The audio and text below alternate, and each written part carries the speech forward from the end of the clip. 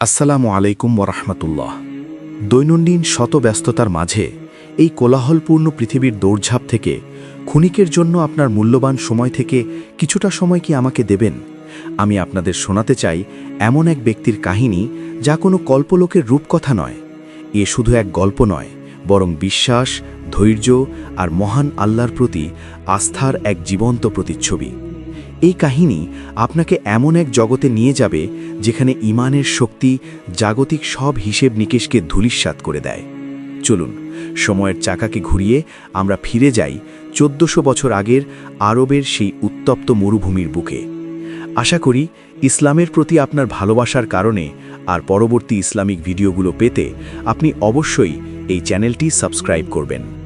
ভাবুন তো এমন একজন যুবকের কথা যার জীবন ছিল আজকের দিনের যে কোনো বিলিয়নিয়ারের সন্তানের চেয়েও বেশি জাঁকজমকপূর্ণ এবং প্রাচুর্যে ভরা, যার জন্ম হয়েছিল আরবের আভিজাত্যের কেন্দ্রভূমি মক্কার সবচাইতে প্রভাবশালী এবং ধনী পরিবারে, যার প্রতিটি সকাল শুরু হতো বিলাসিতা, প্রাচুর্য আর সম্মানের ঝংকারে, যার পোশাক ছিল এতটাই অনন্য এবং মূল্যবান যে শত মানুষের ভিড়েও তাকে আলাদা করে চেনা যেত।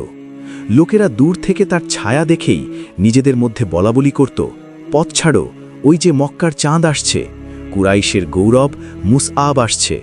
তার শরীর থেকে ভেসে আসা বহুমূল্যের সুগন্ধির আবেশে মক্কার উত্তপ্ত গলিগুলো যেন শীতল এবং সুবাসিত হয়ে যেত। এটা কোনো সাধারণ সুগন্ধি ছিল না, এগুলো ছিল সুদূর পারস্য এবং ইয়েমেন থেকে আনা সেরা উদ এবং আতর, যার ঘ্রাণ কয়েকদিন পর্যন্ত কাপড়ে লেগে থাকত। ইতিহাসবিদরা বলেন, মুসাব যে পথ দিয়ে হেঁটে যেতেন তার যাওয়ার বহুক্ষণ পরেও মানুষ সেই পথের সুবাস থেকে বুঝে ফেলত যে এই পথ দিয়ে মুসআব গিয়েছেন। লোকেরা বলাবলি করত, মুসাবের চেয়ে সুন্দর পোশাক আর কারও নেই, তার চেয়ে কোমল ত্বক আর কারও নয়, আর তার চেয়ে দামি সুগন্ধি মক্কার কোনো যুবক ব্যবহার করে না। তার জীবন মানেই ছিল সম্মান, আরাম, প্রাচুর্য আর তার মায়ের অন্ধ স্নেহ ও নিঃস্বার্থ ভালোবাসা।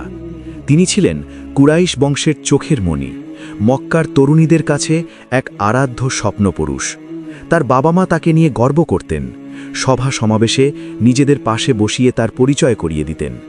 কিন্তু ইতিহাসের পাতায় কি লেখা ছিল? সেই গল্পটা কি কেবলই এক বিলাসী যুবকের অহংকারের গল্প? না, বিলকুলই না। আল্লাহর পরিকল্পনা ছিল সম্পূর্ণ ভিন্ন, অভাবনীয় এবং মহাকাব্যিক। সেই রাজপুত্র সম যুবকই একদিন তীব্র ক্ষুধার যন্ত্রণায় পেটে পাথর বেঁধে ছটফট করছেন। তার পরনের পোশাক এতটাই পুরনো আর শতছিন্ন যে তা পুরো শরীর ঢাকাও সম্ভব হচ্ছে না। যে যুবক একদিন ইয়েমেনের নরম চামড়ার বিশেষ কারুকার্য করা হাদরামি জুতো ছাড়া হাঁটতেন না, তিনিই আজ আরবের তপ্ত মরুভূমির কাঁটা বিছানো পথে খালি পায়ে হেঁটে চলেছেন। যে যুবক নরম রেশমের বিছানা ছাড়া ঘুমোতেন না, তিনিই আজ উহুদের ময়দানে পাথুরে মাটিতে রক্তস্নাত অবস্থায় চিরনিদ্রায় শায়িত। কি এমন ঘটেছিল তার জীবনে? কোন সত্যের জন্য, কোন আহ্বানের জন্য তিনি দুনিয়ার সব কিছুকে এতটা অবলীলায় পায়ের নিচে পিষে ফেলতে পারলেন? কোন ভালোবাসার টানে তিনি মায়ের স্নেহ, বাবার অঢেল সম্পদ আর সমাজের সর্বোচ্চ সম্মানকে তুচ্ছজ্ঞান করলেন? আজকের গল্প এমনই এক অবিশ্বাস্য মানুষের, যিনি জেনে বুঝে স্বেচ্ছায় দুনিয়ার ক্ষণস্থায়ী আরামের বদলে জান্নাতের চিরস্থায়ী প্রশান্তি কিনে নিয়েছিলেন। তিনি সাহাবী মুসআব ইবনে উমায়ের রাদিয়াল্লাহু আনহু, ইসলামের ইতিহাসের সর্বপ্রথম এবং সর্বশ্রেষ্ঠ দূত, মদিনার মাটিতে ইসলামের বীজ বপনকারী মহান দায়ী, উহুদের ময়দানের বীর পতাকাবাহক এবং আল্লাহর রাসূল সাল্লাল্লাহু আলাইহি ওয়াসাল্লামের অন্যতম প্রিয় একজন সাহাবী। তার গল্প শুধু একজন মানুষের ধর্মান্তরিত হওয়ার কাহিনী নয়, এ হলো ত্যাগ, উৎসর্গ, ঈমান আর ভালোবাসার এক জ্বলন্ত মহাকাব্য। এই গল্প আমাদের শেখাবে সত্যিকারের সম্পদ কি, জীবনের আসল উদ্দেশ্য কি, আর আল্লাহর জন্য নিজের সব কিছু বিলিয়ে দেওয়ার মধ্যে কি অপরিসীম আনন্দ লুকিয়ে আছে। তাই শেষ পর্যন্ত আমাদের সাথেই থাকুন, কারণ এই গল্পটি হয়তো আপনার জীবনের দৃষ্টিভঙ্গি, আপনার সম্পদের সংজ্ঞা আর আপনার ভালোবাসার মানদণ্ড চিরদিনের জন্য বদলে দেওয়ার জন্য যথেষ্ট।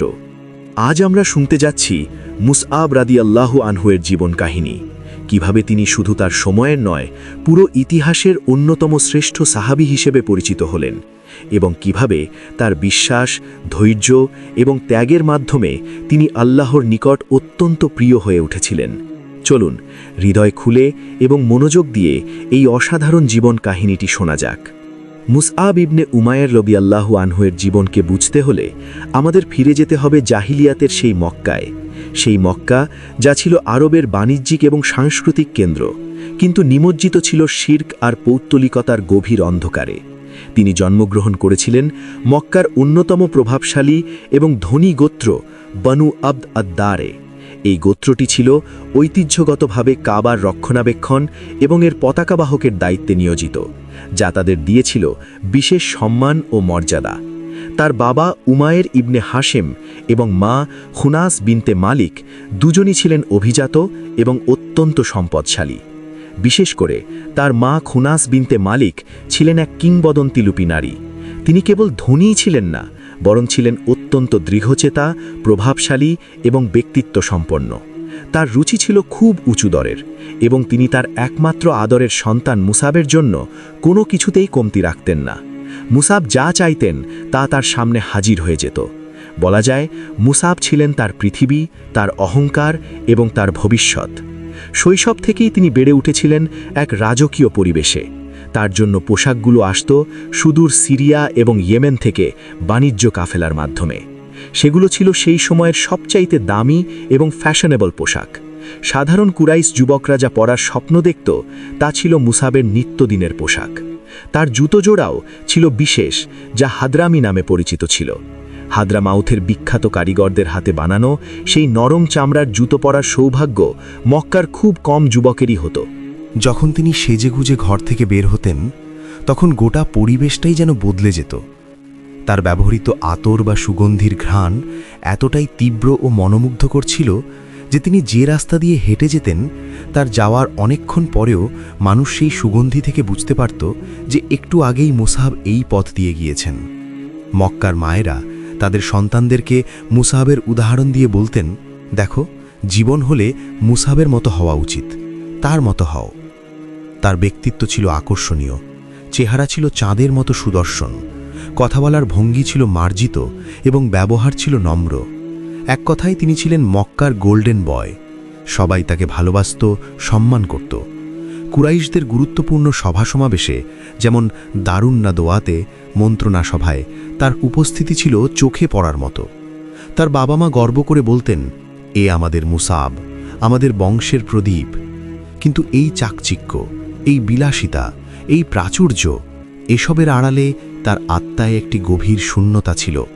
তিনি অনুভব করতেন এই জীবন অর্থহীন, এই সম্পদ, এই সম্মান, এই মানুষের প্রশংসা সবই যেন এক ধরনের মরীচিকা। কাবাঘরের ৩৬০টি মূর্তির সামনে আরবের সবচেয়ে জ্ঞানী ও প্রভাবশালী মানুষদের মাথা নত করাকে তার কাছে অর্থহীন ও অযৌক্তিক মনে হতো। লাত, মানাত, উজার মতো পাথরের মূর্তি কিভাবে মানুষের ভাগ্য নিয়ন্ত্রণ করতে পারে, এই প্রশ্ন তাকে ভেতর থেকে কুড়ে কুড়ে খেত। তিনি এমন এক সত্যের সন্ধানে ছিলেন যা তার আত্মাকে সত্যিকারের প্রশান্তি দেবে। তিনি জানতেন না যে খুব শীঘ্রই তার জীবনের সবচেয়ে বড় বিপ্লবটি ঘটতে চলেছে। মক্কার একটি ছোট্ট সাধারণ ঘরে আরকাম ইবনে আবিল আরকামের বাড়িতে সেই চিরন্তন সত্য তার জন্য অপেক্ষা করছিল। আল্লাহ সুবহানাহু ওয়া তাআলা হয়তো তাকে এত প্রাচুর্য দিয়েছিলেন একটি বিশেষ কারণে, যাতে দুনিয়া তাকে তার সর্বোচ্চটা দেওয়ার পরেও তিনি বুঝতে পারেন যে ঈমানের স্বাদ, আল্লাহর ভালোবাসার স্বাদ এর চেয়েও লক্ষ কোটি গুণ বেশি মধুর এবং মূল্যবান। তাকে সর্বোচ্চ ভোগবিলাস দেওয়া হয়েছিল যেন তিনি সর্বোচ্চ ত্যাগ করতে পারেন এবং পৃথিবীর জন্য এক অনুকরণীয় দৃষ্টান্ত হয়ে থাকতে পারেন।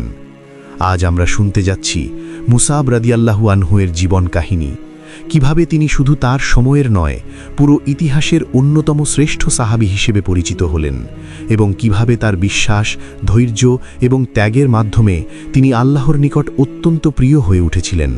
চলুন হৃদয় খুলে এবং মনোযোগ দিয়ে এই অসাধারণ জীবন কাহিনীটি শোনা যাক। তখন মক্কায় এক নতুন গুঞ্জন শুরু হয়েছে। আবদুল্লাহর পুত্র মুহাম্মদ সাল্লাল্লাহু আলাইহি ওয়াসাল্লাম এক বিপ্লবী কথা বলছেন। তিনি বলছেন, লা ইলাহা ইল্লাল্লাহ, আল্লাহ ছাড়া কোনো উপাস্য নেই। তিনি বংশ, গোত্র আর পাথরের মূর্তির পূজা ছেড়ে এক অদ্বিতীয় নিরাকার আল্লাহর ইবাদতের দিকে ডাকছেন। এই খবরটি অভিজাত কুরাইশদের অহংকারে প্রচণ্ড আঘাত হেনেছিল। তারা মোহাম্মদ সাল্লাল্লাহু আলাইহি ওয়াসাল্লাম এবং তার মুষ্টিমেয় অনুসারীদের ওপর অবর্ণনীয় অত্যাচার শুরু করেছিল। বেলাল রাদিয়াল্লাহু আনহুকে মরুভূমির তপ্ত বালুতে শুইয়ে বুকের ওপর পাথর চাপা দেওয়া হচ্ছিল। আম্মার রাদিয়াল্লাহু আনহু এবং তার পরিবারকে অকথ্য নির্যাতন করা হচ্ছিল। তাই প্রথম দিকের মুসলমানরা অত্যন্ত গোপনে তাদের ঈমানের চর্চা করতেন। তাদের মিলিত হওয়ার জন্য আল্লাহর রাসূলের কাছ থেকে সরাসরি জ্ঞান অর্জনের জন্য একটি নিরাপদ স্থান ছিল সাফা পাহাড়ের পাদদেশে অবস্থিত দারুল আরকাম বা আরকামের বাড়ি। মুসাব রাদিয়াল্লাহু আনহুর কানেও এই নতুন বার্তার খবর পৌঁছাল। মক্কার আড্ডায়, বাজারে তিনি শুনতেন লোকেরা মোহাম্মদকে নিয়ে ব্যঙ্গ বিদ্রুপ করছে। কেউ তাকে জাদুকর বলছে, কেউ কবি, কেউ বা পাগল। কিন্তু একই সাথে তিনি বেলাল রাদিয়াল্লাহু আনহুর মতো কৃতদাসদের চোখে মুখে এক নতুন আলোর ঝলকানিও দেখতেন। একদিকে ছিল তার সমাজের হাজার বছরের প্রচলিত বিশ্বাস, বাপদাদার ধর্ম, আর অন্যদিকে ছিল এক অদেখা স্রষ্টার প্রতি একাত্ম হওয়ার এক বিপ্লবী আহ্বান। তার অনুসন্ধিসু এবং বুদ্ধিদীপ্ত মন তাকে স্থির থাকতে দিল না। তিনি সিদ্ধান্ত নিলেন তিনি নিজেই গিয়ে দেখবেন, নিজের কানে শুনবেন কি বলছেন মোহাম্মদ, যার কথায় এত জাদু, যার জন্য মানুষ নিজের জীবন পর্যন্ত বিলিয়ে দিতে প্রস্তুত। একদিন গভীর রাতে যখন মক্কার অলিগলি নিস্তব্ধ, যখন তার বিলাসবহুল ঘরের সবাই গভীর ঘুমে আচ্ছন্ন, তিনি অত্যন্ত সতর্কতার সাথে চোরের মতো নিজের বাড়ি থেকে বেরিয়ে পড়লেন। তার মনে একই সাথে ছিল ভয় আর উত্তেজনা। যদি কেউ দেখে ফেলে, যদি তার মা জেনে যায়, তার পরিবারের সম্মান যদি ধুলোয় মিশে যায়। কিন্তু সত্যকে জানার তীব্র আকাঙ্ক্ষা তার সব ভয়কে ছাপিয়ে গেল। তিনি যখন সেই সাদামাটা ঘরে প্রবেশ করলেন, তখন এক অপার্থিব দৃশ্য দেখতে পেলেন। আল্লাহর রাসূল কয়েকজন সাহাবীকে নিয়ে বসে আছেন, যাদের মধ্যে ছিলেন আবু বকর রাদিয়াল্লাহু আনহু, আম্মার রাদিয়াল্লাহু আনহু, বেলাল রাদিয়াল্লাহু আনহুর মতো সত্যনিষ্ঠ মানুষেরা। তাদের সামনে তিনি পবিত্র কুরআনের আয়াত তিলাওয়াত করছেন। সেই ঘরের আসবাবপত্র ছিল সাদামাটা, বসার ব্যবস্থাও ছিল অতি সাধারণ, কিন্তু সেখানে যে প্রশান্তি আর নূর বিরাজ করছিল তা মুসাব রাদিয়াল্লাহু আনহুর কাছে তার স্বর্ণখচিত প্রাসাদের চেয়েও বেশি আকর্ষণীয় মনে হল। মুসাব রাদিয়াল্লাহু আনহু জীবনে আরবের সেরা কবিদের কবিতা শুনেছেন, বড় বড় সাহিত্যিকদের কথা শুনেছেন, কিন্তু এই বাণী ছিল সম্পূর্ণ ভিন্ন। এ যেন কোনো মানুষের রচিত কথা নয়। প্রতিটি শব্দ, প্রতিটি আয়াত যেন আসমান থেকে নেমে আসা জীবন্ত জ্যোতি। এই কথাগুলো তার হৃদয়ের গভীরে গিয়ে আঘাত করছিল। তার মনে হচ্ছিল এই কথাগুলো যেন তারই জন্য, তার ভেতরের শূন্যতা পূরণের জন্যই বলা হচ্ছে। রাসূলুল্লাহর পবিত্র মুখ থেকে উচ্চারিত কোরআনের বাণী তার অন্তরে এমনভাবে গেঁথে গেল যে তার সমস্ত দ্বিধা, সমস্ত সংশয় মুহূর্তে দূর হয়ে গেল। তিনি সামনে এগিয়ে গেলেন। রাসূলুল্লাহ তার দিকে তাকালেন। তার চোখে ছিল মায়া আর আমন্ত্রণ, যেন তিনি তার আগমনেরই অপেক্ষায় ছিলেন। মুসাব রাদিয়াল্লাহু আনহু আর এক মুহূর্তেও দেরি করলেন না। তিনি সেখানেই, সেই মুহূর্তে রাসূলুল্লাহর পবিত্র হাতে হাত রেখে পাঠ করলেন, আশহাদু আল্লা ইলাহা ইল্লাল্লাহ ওয়া আশহাদু আন্না মুহাম্মাদান আবদুহু ওয়া রাসূলুহু। আমি সাক্ষ্য দিচ্ছি যে আল্লাহ ছাড়া কোনো উপাস্য নেই, এবং আমি আরও সাক্ষ্য দিচ্ছি যে মুহাম্মদ সাল্লাল্লাহু আলাইহি ওয়াসাল্লাম তার বান্দা ও রাসূল। এটিই ছিল মুসাব ইবনে উমায়েরের নতুন জন্ম। মক্কার বিলাসী যুবক সেদিন মারা গেল এবং আল্লাহর একজন একনিষ্ঠ গোলামের জন্ম হল। তিনি যখন দারুল আরকাম থেকে বের হলেন, তখন তিনি আর আগের মুসাব ছিলেন না। তার ভেতরটা ঈমানের আলোয় এমনভাবে আলোকিত হয়ে গিয়েছিল যে বাইরের কোনো অন্ধকারই তাকে আর স্পর্শ করতে পারবে না। কিন্তু তিনি জানতেন এই আলো প্রকাশের পথটি মোটেও সহজ হবে না। তার জীবনের সবচেয়ে কঠিন পরীক্ষাটি খুব শীঘ্রই শুরু হতে যাচ্ছিল। ইসলাম গ্রহণের পর মুসাব রাদিয়াল্লাহু আনহু তার নতুন বিশ্বাসকে কঠোরভাবে গোপন রাখলেন। তিনি জানতেন তার মা খুনাস বিনতে মালিক, যিনি তাকে পৃথিবীর সবকিছুর চেয়ে বেশি ভালোবাসতেন, এই সত্য কিছুতেই মেনে নেবেন না। তার মা তাকে প্রচণ্ড ভালোবাসতেন, কিন্তু তার ব্যক্তিত্ব ছিল অত্যন্ত কঠোর এবং তিনি শিরক ও পৌত্তলিকতার প্রতি অন্ধভাবে অনুগত ছিলেন। মুসাব রাদিয়াল্লাহু আনহু গোপনে রাসূলুল্লাহর কাছে যেতেন, কোরআনের আয়াত শিখতেন এবং নীরবে নিজের ঈমানকে শানিত করতেন। কিন্তু সত্যের আলো বেশিদিন মেঘের আড়ালে ঢাকা থাকে না। ওসমান ইবনে তালহা নামের একজন কুরাইশ নেতা, যিনি কাবাঘরের চাবির রক্ষক ছিলেন, একদিন মুসাব রাদিয়াল্লাহু আনহুকে লুকিয়ে নামাজরত অবস্থায় দেখে ফেলেন। সাথে সাথেই খবরটি দাবানলের মতো ছড়িয়ে পড়ে এবং মুসাবের মা ও পরিবারের কাছে পৌঁছে দেওয়া হয়। যে মা তার সন্তানকে এক মুহূর্ত চোখের আড়াল করতেন না, যে মা তার সন্তানের সামান্য অসুস্থতায় অস্থির হয়ে যেতেন, সেই মা খবরটি শুনে ক্রোধে, অপমানে এবং হতাশায় উন্মাদ হয়ে গেলেন। তিনি বিশ্বাসই করতে পারছিলেন না যে তার আদরের ছেলে তাদের বংশের গৌরব, বাপদাদার ধর্ম ত্যাগ করে এক নতুন পথে পা বাড়িয়েছে। মুসাব রাদিয়াল্লাহু আনহু অত্যন্ত শান্ত অথচ দৃঢ় কণ্ঠে উত্তর দিলেন, মা, আমি সেই সত্য পথ খুঁজে পেয়েছি যা আল্লাহ আমাদের জন্য মনোনীত করেছেন। আল্লাহ এক, তার কোনো শরিক নেই, এবং মুহাম্মদ সাল্লাল্লাহু আলাইহি ওয়াসাল্লাম তার বান্দা ও রাসূল। আমি আপনাকেও সেই এক আল্লাহর পথের দিকে আহ্বান করছি। এই উত্তর তার মায়ের ক্রোধের আগুনে ঘি ঢেলে দিল। তিনি তার পরিবারের লোকদের নির্দেশ দিলেন মুসাবকে ধরে ফেলতে। তাকে প্রহার করা হলো এবং ঘরের একটি খুঁটির সাথে শক্ত করে বেঁধে দেওয়া হলো। যে যুবক মক্কার রাস্তায় মুক্ত পাখির মতো ঘুরে বেড়াত, তাকেই তার নিজের ভালোবাসার বাড়িতে তার মায়ের নির্দেশে বন্দী করা হলো। তার মা ভেবেছিলেন ক্ষুধা, কষ্ট, একাকিত্ব আর বন্দিদশা হয়তো মুসাবকে তার পুরনো জীবনে সেই বিলাসিতায় ফিরিয়ে আনবে। তার ওপর থেকে সব রকমের আরাম আয়েশ কেড়ে নেওয়া হলো। ইয়েমেনের দামি পোশাকের বদলে তাকে দেওয়া হলো পুরনো ময়লা কাপড়। সুস্বাদু খাবারের বদলে তার সামনে ছুঁড়ে দেওয়া হতো সামান্য শুকনো রুটি আর পানি। কিন্তু তারা যা কেড়ে নিয়েছিল তা ছিল বাহ্যিক বস্তু। তারা তার অন্তর থেকে ঈমানের যে নূর, যে আলো জ্বলে উঠেছিল তা কেড়ে দিতে পারেনি। বন্দী অবস্থায় তার ঈমান আরও শক্তিশালী হল। তিনি বুঝলেন আল্লাহর ভালোবাসা পাওয়ার পথটি কণ্টকাকীর্ণ, আর এই পরীক্ষাই তার প্রমাণ। একদিন তিনি সুযোগ পেয়ে সেই বন্দিদশা থেকে পালিয়ে যান এবং রাসূলুল্লাহর নির্দেশে আবিসিনিয়ার দিকে হিজরতকারী প্রথম মুসলিম কাফেলার সাথে যোগ দেন। কিছুদিন পর তিনি মক্কায় ফিরে আসেন, কিন্তু তার অবস্থা ছিল করুণ। শরীরে ভালো পোশাক নেই, চেহারায় আগের সেই জৌলুস নেই, ক্ষুধায় শরীর শীর্ণ হয়ে গেছে। একদিন রাসূলুল্লাহ সাহাবীদের নিয়ে বসেছিলেন, এমন সময় মুসাব রাদিয়াল্লাহু আনহু সেখানে এলেন। তার পরনে একটি ছেঁড়া চামড়ার পোশাক, যাতে কয়েকটি তালি লাগানো। তাকে এই অবস্থায় দেখে উপস্থিত সাহাবীরা অশ্রুসজল চোখে মাথা নিচু করে ফেললেন, কারণ তাদের চোখের সামনে ভেসে উঠছিল মক্কায় তার আগের বিলাসী জীবন। রাসূলুল্লাহ তার দিকে তাকিয়ে স্মিত হাসলেন, যে হাসিতে ছিল স্নেহ, মমতা আর সম্মান। তিনি বললেন, আমি মক্কায় মুসাবকে দেখেছি। তার পিতামাতা তাকে প্রাচুর্যের মধ্যে ডুবিয়ে রেখেছিল। আমি দেখেছি তার চেয়ে সুন্দর পোশাক ও চুলওয়ালা কোনো যুবক মক্কায় ছিল না, কিন্তু আজ সে আল্লাহ ও তার রাসূলের ভালোবাসায় সব কিছু ত্যাগ করেছে। তার মা শেষ চেষ্টা হিসেবে তাকে আটকানোর জন্য আবার লোক পাঠালেন, কিন্তু মুসাব রাদিয়াল্লাহু আনহু দৃঢ়ভাবে বললেন, আমি এমন এক বিশ্বাস পেয়েছি যা আমাকে মুক্তি দিয়েছে। আমি আর কোনো পার্থিব বন্ধনে জড়াতে চাই না। অবশেষে তার মা তাকে সবার সামনে ত্যায্য পুত্র ঘোষণা করলেন। তিনি বললেন, তুমি যেখানে খুশি চলে যাও, আমার সাথে তোমার আর কোনো সম্পর্ক নেই। আমি তোমার মা নই। মুসাব রাদিয়াল্লাহু আনহু যখন তার মায়ের কাছ থেকে শেষ বিদায় নিচ্ছিলেন, তখনও তার চোখে মায়ের জন্য মায়া ছিল। তিনি বলেছিলেন, মা, আমি শুধু আপনার কল্যাণই চাই। আমি চাই আপনিও এই সত্যকে গ্রহণ করুন। এভাবেই তিনি পরিবার, সম্পদ, সম্মান, দুনিয়ার সব কিছু হারালেন, কিন্তু বিনিময়ে তিনি যা পেলেন তা ছিল অমূল্য, অবিনশ্বর। তিনি পেলেন আল্লাহর সন্তুষ্টি আর ঈমানের হালাওয়া বা মিষ্টতা। আবিসিনিয়া থেকে ফিরে আসার পর মুসাব রাদিয়াল্লাহু মক্কায় অবস্থান করছিলেন। এর মধ্যে ইসলামের ইতিহাসে এক নতুন দিগন্ত উন্মোচিত হল। আকাবার প্রথম শপথ বা ফার্স্ট প্লেজ অফ আকাবা সংগঠিত হল। মদিনা তৎকালীন ইয়াসরিব থেকে আসা আউস ও খাজরাজ গোত্রের একদল মানুষ রাসূল সাল্লাল্লাহু আলাইহি ওয়াসাল্লামের হাতে বায়াত গ্রহণ করে ইসলাম কবুল করলেন।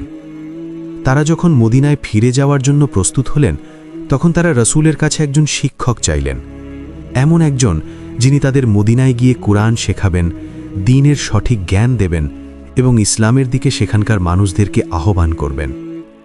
ইয়াসরিব ছিল দুই বিবদমান গোত্র আউস ও খাজরাজের শতবর্ষের রক্তক্ষয়ী সংঘাতে জর্জরিত একটি শহর। সেখানে এমন একজনকে পাঠানো দরকার ছিল যিনি হবেন একজন দক্ষ কূটনীতিক, জ্ঞানী শিক্ষক এবং ধৈর্যশীল দায়ী। এবার প্রশ্ন এলো, কাকে পাঠানো হবে এই মহান এবং অত্যন্ত ঝুঁকিপূর্ণ দায়িত্ব দিয়ে? এমন একজনকে দরকার যার চরিত্র হবে নিষ্কলুষ, যার কুরআনের জ্ঞান হবে গভীর, যার ব্যবহার হবে নম্র এবং যার দাওয়াতের পদ্ধতি হবে আকর্ষণীয় ও প্রজ্ঞাময়। রাসূলুল্লাহ সাল্লাল্লাহু আলাইহি ওয়াসাল্লামের দূরদর্শী চোখ গিয়ে পড়ল তরুণ মুসআব ইবনে উমাইরের ওপর। যে যুবক একদিন মক্কার সবচেয়ে বিলাসী ছিল, সেই যুবকই আজ ঈমানের জ্ঞানে, ধৈর্যে আর ত্যাগে সবচেয়ে ধনী। রাসূল এই কঠিন দায়িত্বের জন্য মুসআব রাদিয়াল্লাহুকেই নির্বাচন করলেন। এভাবেই মুসআব ইবনে উমাইর রাদিয়াল্লাহু ইসলামের ইতিহাসে প্রথম দায়ী ও দূত, অ্যাম্বাসেডর অফ ইসলাম হওয়ার বিরল সম্মান লাভ করেন। তিনি মদিনায় আসাদ ইবনে জুরারা রাদিয়াল্লাহুর বাড়িতে অতিথি হলেন এবং সেখান থেকেই তার ঐতিহাসিক দাওয়াতের কাজ শুরু করলেন। তার পদ্ধতি ছিল অনন্য। তিনি কারো সাথে তর্ক করতেন না, জোর করতেন না। তিনি শুধু মানুষকে কাছে ডাকতেন আর অত্যন্ত ভালোবাসা ও বিনয়ের সাথে বলতেন, আপনি কি কিছুক্ষণ বসে আমার কথা শুনবেন? যদি আমার কথা আপনার কাছে ভালো এবং যৌক্তিক মনে হয় তবে গ্রহণ করবেন, আর যদি ভালো না লাগে আমি আপনাকে আর বিরক্ত করব না। তার এই নম্র ব্যবহার, তার প্রজ্ঞাময় কথা আর কুরআনের জাদুকরী তিলাওয়াত মানুষের পাথরের মতো কঠিন হৃদয়কেও গলিয়ে দিচ্ছিল। একদিন মদিনার দুই প্রভাবশালী গোত্রপ্রধান সাদ ইবনে মুয়াজ এবং উসাইদ ইবনে হুদাইর মুসাবের এই কার্যক্রম বন্ধ করার জন্য এলেন। উসাইদ প্রথমে একটি বর্ষা হাতে নিয়ে ক্রোধে কাঁপতে কাঁপতে মুসাবের কাছে এসে বললেন, তোমরা আমাদের দুর্বল লোকদের বোকা বানাচ্ছ। যদি নিজের জীবনের মায়া থাকে তবে এখনই ইয়াসরিব ছেড়ে চলে যাও। মুসাব একটুও ভয় না পেয়ে, বিচলিত না হয়ে তার দিকে তাকিয়ে হাসি মুখে বললেন, আপনি কি একটু শান্ত হয়ে বসবেন এবং আমাদের কথা শুনবেন? উসাইদ তার এই শান্ত ও আত্মবিশ্বাসী মসব দেখে অবাক হলেন এবং বসতে রাজি হলেন। মুসাব তার সামনেই ইসলামের মূল নীতি তুলে ধরলেন এবং কুরআনের কিছু আয়াত তিলাওয়াত করলেন। কুরআনের ঐশী বাণী শোনার সাথে সাথে উসাইদের মতো কঠিন হৃদয়ের মানুষটির চেহারা বদলে গেল। তার চোখ দিয়ে অশ্রু গড়িয়ে পড়ল। তিনি অভিভূত হয়ে বললেন, কতই না সুন্দর এই বাণী, কতই না সম্মানিত এই ধর্ম। এই ধর্মে প্রবেশ করতে হলে কি করতে হয়? মুসাব তাকে কালিমা শিখিয়ে দিলেন। উসাইদ ইসলাম গ্রহণ করে সাদের কাছে ফিরে গিয়ে বললেন, আল্লাহর কসম, আমি তাদের সাথে কথা বলেছি, তাদের মধ্যে খারাপ কিছু পাইনি। এরপর গোত্রপ্রধান সাদ ইবনে মুয়াজ নিজে এলেন। তার সাথেও একই ঘটনা ঘটল। তিনিও মুসাবের মুখে কুরআনের তিলাওয়াত শুনে অভিভূত হয়ে গেলেন এবং সেখানেই ইসলাম গ্রহণ করলেন। সাদ ইবনে মুয়াজ ছিলেন তার গোত্রের অবিসংবাদিত নেতা। তিনি ইসলাম গ্রহণ করার পর নিজের গোত্রের লোকদের ডেকে এক ঐতিহাসিক ঘোষণা দিলেন, আজ থেকে তোমাদের প্রত্যেক পুরুষ ও নারীর সাথে আমার কথা বলা হারাম, যতক্ষণ না তোমরা এক আল্লাহ ও তার রাসূলের ওপর ঈমান আনো। তার এই এক ঘোষণার ফলে সেদিন সন্ধ্যার মধ্যেই তার পুরো গোত্র বনু আব্দুল আশহাল ইসলাম গ্রহণ করে। এভাবেই মাত্র কয়েক মাসের মধ্যে মুসাব ইবনে উমাইর রাদিয়াল্লাহুর একক প্রচেষ্টায় তার প্রজ্ঞা ও ভালোবাসার দাওয়াতের মাধ্যমে মদিনার ঘরে ঘরে ইসলামের আলো পৌঁছে যায়। তিনি রাসূলের হিজরতের জন্য এমন এক উর্বর জমি তৈরি করেছিলেন যেখানে ইসলামের বীজ রোপিত হয়ে এক বিশাল মহিরুহে পরিণত হয়। তিনি একাই একটি নীরব বিপ্লব ঘটিয়েছিলেন। বদরের যুদ্ধের পর উহুদের যুদ্ধ ছিল ইসলামের জন্য এক বিরাট পরীক্ষা। এই যুদ্ধে মুসলিম বাহিনীর পতাকাবাহী হিসেবে স্বয়ং রাসূলুল্লাহ নির্বাচন করেছিলেন মুসাব ইবনে উমাইর রাদিয়াল্লাহুকে। এটা ছিল এক বিরাট সম্মান ও চরম দায়িত্বের প্রতীক। যুদ্ধের ময়দানে পতাকা সমুন্নত রাখা মানে হলো বাহিনীর মনোবলকে অটুট রাখা। পতাকা মাটিতে পড়ে যাওয়া মানে পরাজয়কে মেনে নেওয়া। যুদ্ধ যখন শুরু হলো, মুসাব রাদিয়াল্লাহু এক বাঘের মতো বীরত্বের সাথে পতাকা সমুন্নত রেখেছিলেন। যুদ্ধের প্রথম ভাগে মুসলমানরা বিজয় লাভ করছিল, কিন্তু পাহাড়ের চূড়ায় থাকা তীরন্দাজ বাহিনীর একটি অংশ রাসূলের নির্দেশ অমান্য করে গনিমতের মাল সংগ্রহের জন্য নিচে নেমে আসলে যুদ্ধের মোড় পুরোপুরি ঘুরে যায়। খালিদ বিন ওয়ালিদ তখনও ইসলাম গ্রহণ করেননি। তার দুর্ধর্ষ অশ্বারোহী বাহিনী নিয়ে পেছন থেকে মুসলমানদের ওপর অতর্কিত আক্রমণ করে বসেন। মুসলিম বাহিনী সম্পূর্ণ ছত্রভঙ্গ হয়ে যায়। সাহাবীরা রাসূলকে রক্ষার জন্য তার চারপাশে মানব বর্ম তৈরি করেন। এই চরম শৃঙ্খলার মুহূর্তেও মুসাব রাদিয়াল্লাহু একাই পাহাড়ের মতো অটল হয়ে দাঁড়িয়েছিলেন। তার এক হাতে ছিল ইসলামের পতাকা, অন্য হাতে তরবারি। তিনি জানতেন এই পতাকা মাটিতে পড়ে যাওয়ার অর্থ হল মুসলিমদের চূড়ান্ত মনোবল ভেঙে যাওয়া। কাফিররা চতুর্দিক থেকে তাকে ঘিরে ফেলল। তাদের মূল লক্ষ্য ছিল রাসূল, কিন্তু মুসাব রাদিয়াল্লাহু দেওয়ালের মতো দাঁড়িয়ে তাকে আড়াল করে রেখেছিলেন। ইবনে কামিয়া নামক এক পাষণ্ড যোদ্ধা তার ওপর আক্রমণ করল। প্রথমে একটি তরবারির প্রচণ্ড আঘাতে তার ডান হাতটি কেটে গেল। যে হাতে তিনি গর্বের সাথে পতাকা ধরেছিলেন সেই হাতটি শহীদ হয়ে গেল। কিন্তু পতাকা মাটিতে পড়তে দেননি। তিনি সাথে সাথে বাম হাতে পতাকাটি তুলে ধরলেন এবং চিৎকার করে কুরআনের আয়াত পড়তে লাগলেন। মুহাম্মদ কেবলই একজন রাসূল, তার পূর্বে বহু রাসূল গত হয়েছেন। সূরা আলে ইমরান ১৪৪। তিনি এই আয়াতটি উচ্চস্বরে পড়ছিলেন যাতে মুসলিমরা রাসূলের শাহাদতের মিথ্যা গুজবে ভেঙে না পড়ে, এবং তাদের স্মরণ করিয়ে দিচ্ছিলেন যে ইসলাম কোনো ব্যক্তির ওপর নির্ভরশীল নয়, ইসলাম আল্লাহর ধর্ম। শত্রুরা এবার তার বাম হাতের ওপর আঘাত করল। তার বাম হাতটিও কেটে গেল। কিন্তু ঈমানের বলে বলিয়ান এই বীর সাহাবী এবারও পতাকা ছাড়লেন না। তিনি তার দুই বাহুর অবশিষ্টাংশ দিয়ে বুকের সাথে পতাকাটি জড়িয়ে ধরলেন, যেন পতাকাটি তার হৃৎপিণ্ডেরই একটি অংশ। তার মুখ থেকে তখনও উচ্চারিত হচ্ছিল আল্লাহু আকবার। অবশেষে শত্রুরা তার বুকে সজোরে বর্ষা নিক্ষেপ করল। বর্ষাটি তার বুক ভেদ করে চলে গেল। মুসাব রাদিয়াল্লাহু শাহাদাতের অমীয় সুধা পান করলেন। তিনি শহীদ হয়ে মাটিতে লুটিয়ে পড়লেন, কিন্তু তার জীবনের বিনিময়ে তিনি ইসলামের পতাকার সম্মান রক্ষা করে গেলেন। যেহেতু মুসাব রাদিয়াল্লাহু আনহুর চেহারা রাসূল সাল্লাল্লাহু আলাইহি ওয়াসাল্লামের চেহারার সাথে কিছুটা সাদৃশ্যপূর্ণ ছিল, তাই তাকে হত্যা করে শত্রু বাহিনী গুজব ছড়িয়ে দেয় যে তারা মুহাম্মদ সাল্লাল্লাহু আলাইহি ওয়াসাল্লামকে হত্যা করেছে। নাউজুবিল্লাহ। এই গুজব মুসলিমদের মনোবলে প্রচণ্ড আঘাত হানে। এভাবেই মুসাব রাদিয়াল্লাহু আনহু তার জীবন দিয়ে রাসূল সাল্লাল্লাহু আলাইহি ওয়াসাল্লামকে রক্ষা করার এবং ইসলামের পতাকাকে সমুন্নত রাখার এক অবিশ্বাস্য অতুলনীয় উদাহরণ সৃষ্টি করে গেলেন। উহুদের যুদ্ধ শেষ। ময়দান জুড়ে ছড়িয়ে ছিটিয়ে আছে ৭০ জন জান্নাতি পাখির নিথর দেহ। রাসূলুল্লাহ এক ভারাক্রান্ত বেদনাহত হৃদয়ে শহীদদের খুঁজে বেড়াচ্ছিলেন। হঠাৎ তার চোখ পড়ল মুসাব ইবনে উমাইর রাদিয়াল্লাহু আনহুর পবিত্র দেহের উপর। তিনি মাটিতে এমনভাবে পড়েছিলেন যেন এক সিংহ ঘুমিয়ে আছে। তার শরীর রক্তে ভেজা, কিন্তু চেহারায় এক অপার্থিব প্রশান্তি ও নূর। রাসূল তার প্রিয় সাহাবীর লাশের পাশে দাঁড়ালেন। তার চোখ দিয়ে অঝরে অশ্রু গড়িয়ে পড়ল। তিনি সেই দিনের কথা স্মরণ করলেন যেদিন মুসাব মক্কার সবচেয়ে বিলাসী, সবচেয়ে সুদর্শন যুবক ছিল। তার পরনে থাকত সিরিয়ার রেশমি পোশাক, আর আজ তার কাফনের জন্য একটি ভালো কাপড়ও জুটছে না। মুসাব রাদিয়াল্লাহু আনহুকে দাফন করার জন্য একটি চাদর আনা হলো, কিন্তু চাদরটি ছিল খুব ছোট। সাহাবীরা অশ্রু জল চোখে সেই চাদর দিয়ে তার মাথা ঢাকলে পা বেরিয়ে যাচ্ছিল, আবার পা ঢাকলে মাথা বেরিয়ে যাচ্ছিল। এই দৃশ্য দেখে রাসূল সাল্লাল্লাহু আলাইহি ওয়াসাল্লামের হৃদয় ভেঙে গেল। তিনি অশ্রুসিক্ত কণ্ঠে সাহাবীদের নির্দেশ দিলেন, চাদরটি দিয়ে তার মাথা ঢেকে দাও, আর তার পায়ের উপর ইজখির, এক প্রকার সুগন্ধি তৃণ, ছড়িয়ে দাও। যে যুবক একদিন মক্কার বাতাসকে সুগন্ধি দিয়ে ভরিয়ে দিত, আজ জান্নাতের সুগন্ধি ঘাস দিয়ে তার পবিত্র পা ঢেকে দেওয়া হচ্ছে। দুনিয়ার সুগন্ধির বদলে আল্লাহ তাকে জান্নাতের সুবাস দিয়ে সম্মানিত করলেন। এরপর তিনি মুসাব রাদিয়াল্লাহু আনহুর নিথর দেহের দিকে তাকিয়ে পবিত্র কুরআনের এই আয়াতটি তিলাওয়াত করলেন। মুমিনদের মধ্যে কতক আল্লাহর সাথে তাদের কৃত অঙ্গীকার পূর্ণ করেছে, তাদের কেউ কেউ শাহাদত বরণ করেছে এবং কেউ কেউ প্রতীক্ষায় রয়েছে। তারা তাদের অঙ্গীকারে কোনো পরিবর্তন করেনি। সূরা আহজাব ২৩।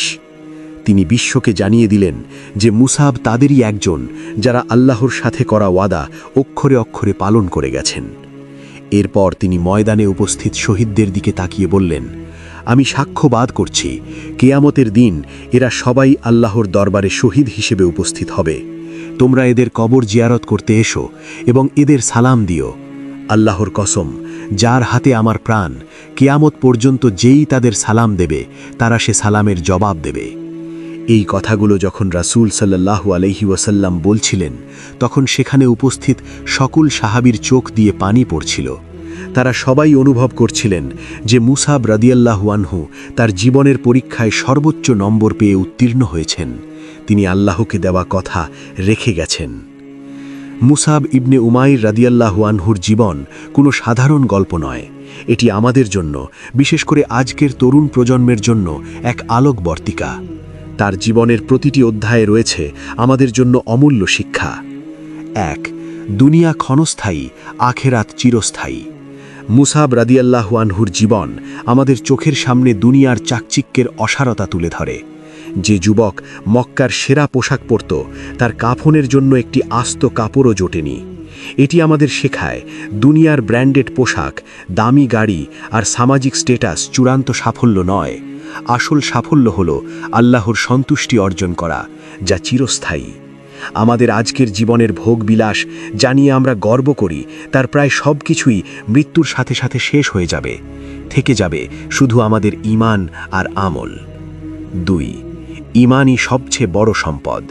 তিনি তার পরিবার, সম্পদ, সামাজিক মর্যাদা সব কিছু ত্যাগ করেছিলেন শুধু ঈমানের জন্য, কারণ তিনি বুঝেছিলেন ঈমানের স্বাদ দুনিয়ার সব কিছুর চেয়ে উত্তম। এই গল্প আমাদের প্রশ্ন করতে শেখায়, আমরা আমাদের ঈমানকে কতটা মূল্য দিই। সামান্য দুনিয়াবী স্বার্থের জন্য, একটা ভালো চাকরি, সামাজিক স্বীকৃতি বা কারো মন রক্ষার জন্য কি আমরা আমাদের ঈমানকে বিসর্জন দিচ্ছি না? মুসাব রাদিয়াল্লাহু আনহু শিখিয়েছেন, ঈমান এমন এক সম্পদ যার বিনিময়ে গোটা দুনিয়াও তুচ্ছ। 3. আল্লাহর পথে ত্যাগ কখনো বৃথা যায় না। মুসাব রাদিয়াল্লাহু আনহু যা কিছু হারিয়েছিলেন, আল্লাহ তাকে তার চেয়ে বহুগুণ উত্তম প্রতিদান দিয়েছেন। তিনি ইসলামের প্রথম দূত হওয়ার মর্যাদা পেয়েছেন। তার হাতে মদিনার মতো একটি শহরের মানুষ ইসলাম গ্রহণ করেছে এবং সর্বশেষে তিনি শাহাদাতের সর্বোচ্চ মর্যাদা লাভ করেছেন। আল্লাহর পথে আপনার সামান্য ত্যাগও কখনো বৃথা যাবে না। হতে পারে আপনি আল্লাহর জন্য কোনো হারাম সম্পর্ক ত্যাগ করেছেন বা সুদের লেনদেন ছেড়ে দিয়েছেন। সাময়িকভাবে কষ্ট হলেও আল্লাহ আপনাকে এর চেয়ে উত্তম কিছু অবশ্যই দান করবেন। 4. একজন যুবকই ইতিহাস বদলে দিতে পারে। মুসাব রাদিয়াল্লাহু আনহু ছিলেন একজন যুবক। তিনি দেখিয়েছেন বয়স বা অভিজ্ঞতা নয়, বরং নিষ্ঠা, সততা, প্রজ্ঞা এবং আল্লাহর উপর ভরসা থাকলে একজন যুবকও পুরো সমাজের গতিপথ পরিবর্তন করে দিতে পারে। আজকের তরুণ প্রজন্মের জন্য তিনি এক অনুপ্রেরণার সুউচ্চ মিনার। যারা ভাবে যে আমার একার পক্ষে কী বা করার আছে, তাদের জন্য মুসাবের জীবন এক জ্বলন্ত উদাহরণ। 5. দাওয়াতের উত্তম পদ্ধতি। তিনি আমাদের শিখিয়েছেন দাওয়াতের পথ হল হিকমত, নম্রতা এবং ভালোবাসার পথ। তরবারি বা জোর করে নয়, বরং সুন্দর ব্যবহার আর কুরআনের আলো দিয়েই মানুষের হৃদয় জয় করা যায়। তার চরিত্রই ছিল তার দাওয়াতের সবচেয়ে বড় মাধ্যম। তিনি মানুষকে আক্রমণ করেননি, বরং তাদের অন্তরকে আমন্ত্রণ জানিয়েছেন। তার নম্রতাই তার সবচেয়ে শক্তিশালী অস্ত্র ছিল। মুসাব ইবনে উমাইর রাদিয়াল্লাহু আনহু আমাদের শিখিয়ে গেছেন, সত্যিকারের ধনী সে নয় যার অনেক সম্পদ আছে, বরং সত্যিকারের ধনী সে যার একটি মজবুত ঈমান আছে। সত্যিকারের সফল সে নয় যে দুনিয়া জয় করে, বরং সফল সে যে নিজের নফসকে জয় করে আল্লাহর জন্য জীবন উৎসর্গ করতে পারে।